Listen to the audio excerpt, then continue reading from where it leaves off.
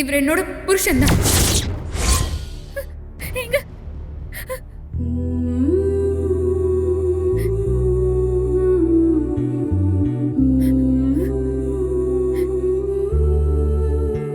எங்க எங்க துளசி,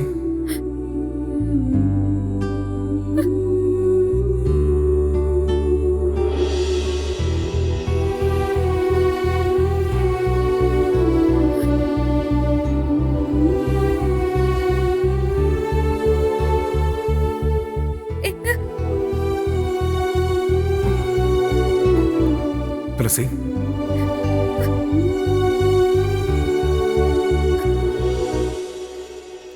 எங்க ஐயோ ஏய்,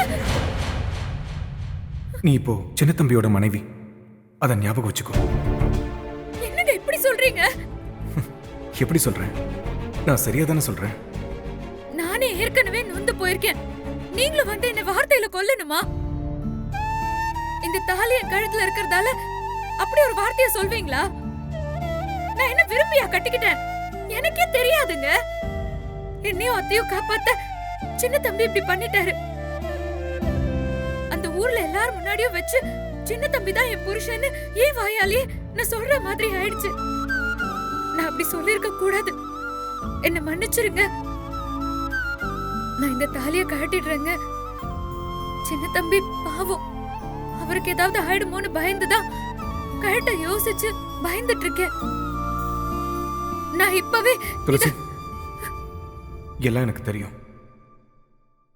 நீ சொல்லிதான் நான் உன்னை புரிஞ்சுக்கணும்னு இல்ல.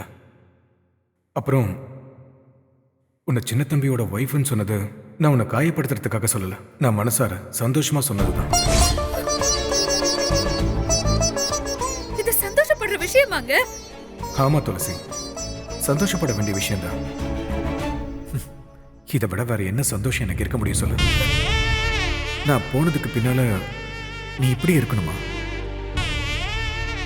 என்னால் அதை ஏத்துக்க முடியாது. உனக்குன்னு ஒரு வாழ்க்கை வேணும். நான் சாகும்போது என் மனசுல இருந்த ஒரே ஒரு ஆசை நீ சின்ன தம்பியை கல்யாணம் பண்ணிக்கணும்ன்றதுதான். அதனாலதான் என் கடைசி மூச்சு இருக்கிறப்பவே உன் கழுத்துல இருந்த நான் கட்டின தாலிய நானே அறுத்தேன்.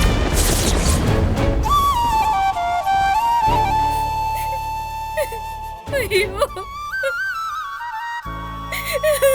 துளசி, அழாத துளசி. கண்ணை தொடச்சுக்கோ, கண்ணை தொடச்சுக்கோ துளசி.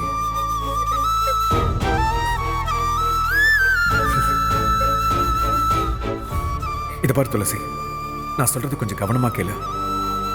சின்ன தம்பி மாதிரி ஒருத்தன் உனக்கு கணவனா வரதுக்கு நீ ரொம்ப கொடுத்து வச்சிருக்கணும். ஏங்க இப்படி எல்லாம் பேசுறீங்க?